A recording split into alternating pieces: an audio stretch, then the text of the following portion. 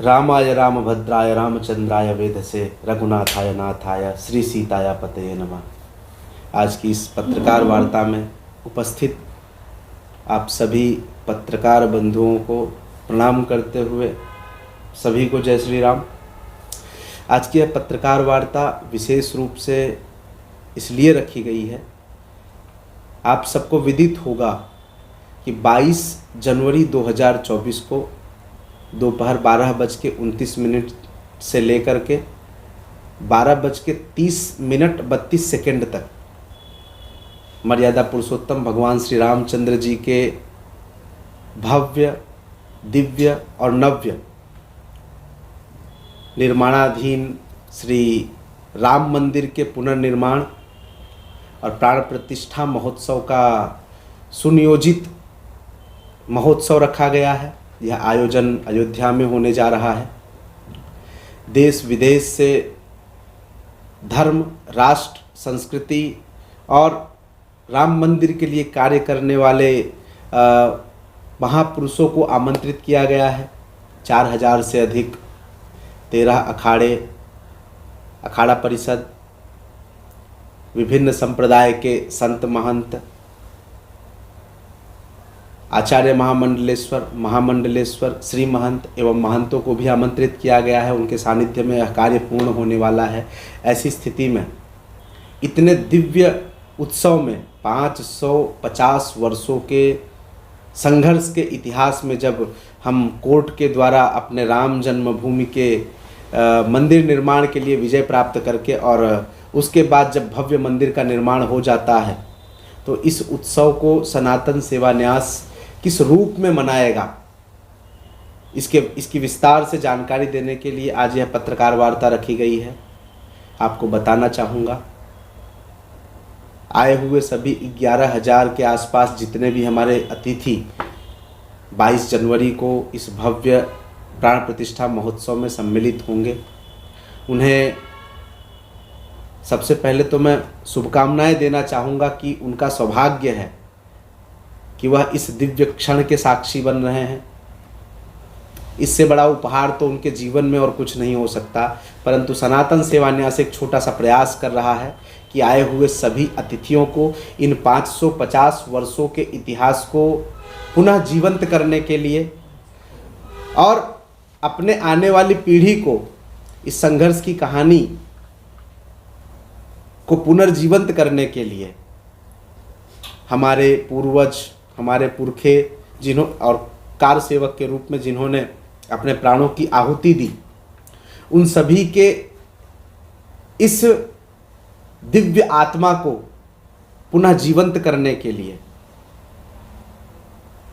सनातन सेवा न्यास एक भेंट के रूप में एक राम जी की पेटी सभी अतिथियों को भेंट के रूप में प्रदान करेगा, जिसमें मर्यादा पुरुषोत्तम भगवान श्री रामचंद्र जी का धनुष और बाण, जो कि कहा जाता है शस्त्र मेव जयते,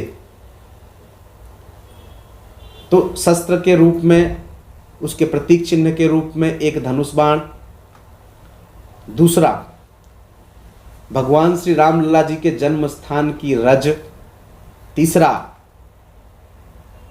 अयोध्या और भारत की सबसे पवित्र नदियों में से एक सरयू जी का जल, चौथा एक शालिग्राम जी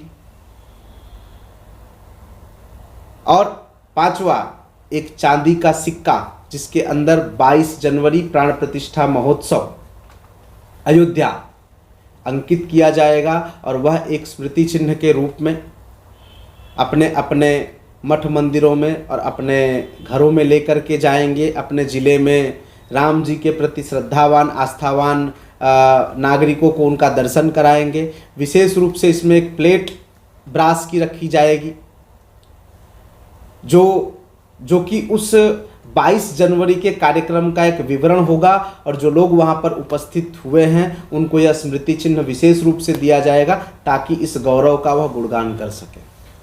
अब पहला सवाल ये है कि 22 जनवरी प्राण प्रतिष्ठा समारोह की बात जब की जाती है जी, तो इसके कुछ राजनीतिक पहलू भी हैं। अब तो सबसे पहले आपने जो बताया कि जिस तरीके से इसकी भव्यता पूर्वक इसका आयोजन किया जाएगा, विपक्ष का अपना एक आरोप है इस पर जी।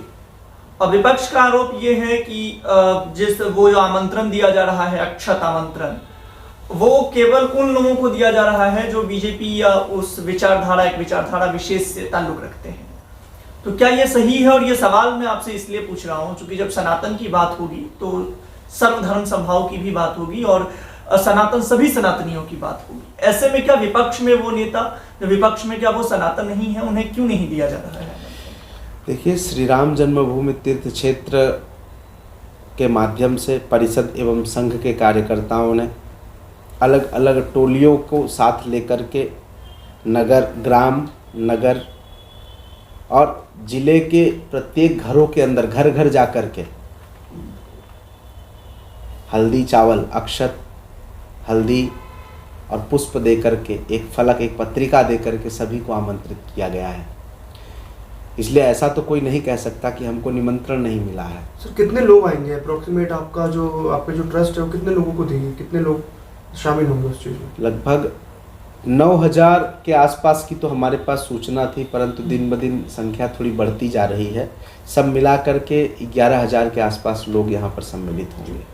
सर, अखिलेश यादव जी ने भी आरोप लगाया कि उनको भी निमंत्रण पत्र जो नहीं मिला। उन्हें रोक कौन रहा है कि ना आए? वो मर्यादा पुरुषोत्तम भगवान श्री रामचंद्र जी का कार्य है। सूचना उनके पास है, अक्षत पुष्प उनके यहाँ पहुँचाए गए हैं।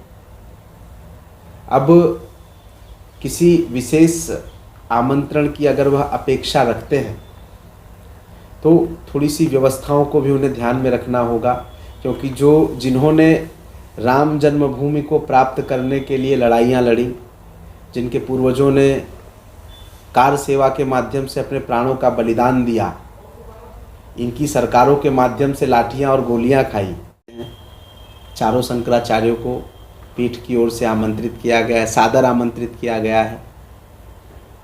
देश के प्रसिद्ध और प्रकांड पंडित ऐसे ज्योतिषाचार्यों के माध्यम से तिथि सुनिश्चित की गई है।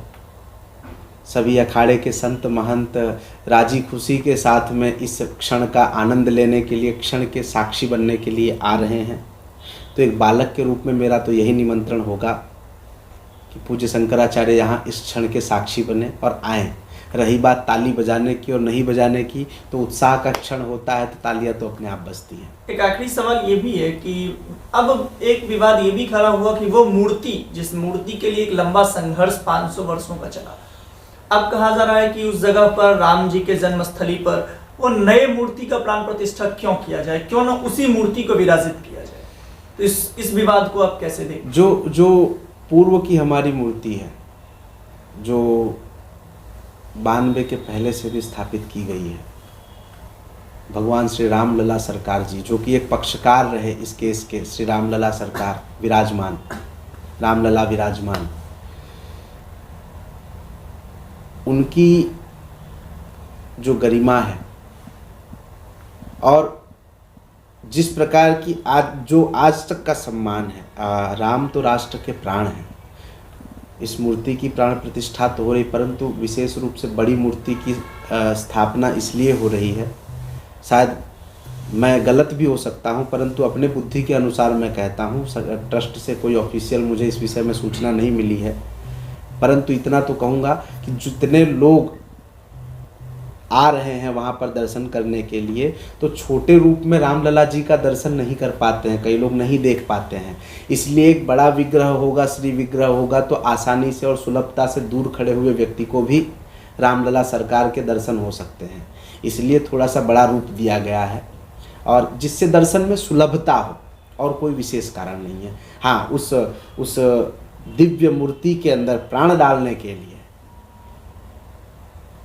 देश का सर्वोच्च गंडकी नदी का शालिग्राम मंगवाया गया, उसके माध्यम से मूर्तियां तराशी गईं, और अब वह शुभ क्षण आ रहा है। प्राण प्रतिष्ठा का 16 तारीख से लेकर के 22 तारीख तक का भव्य कार्यक्रम है, जिसके अंदर देश के विद्वान, प्रकांड विद्वानों के द्वारा वहाँ पर पूजा अर्चना पाठ करके और उन्हें विराजमान किया जाएगा। तो उन्हीं का स्वरूप है, एक छोटा स्वरूप है, एक बड़ा स्वरूप है।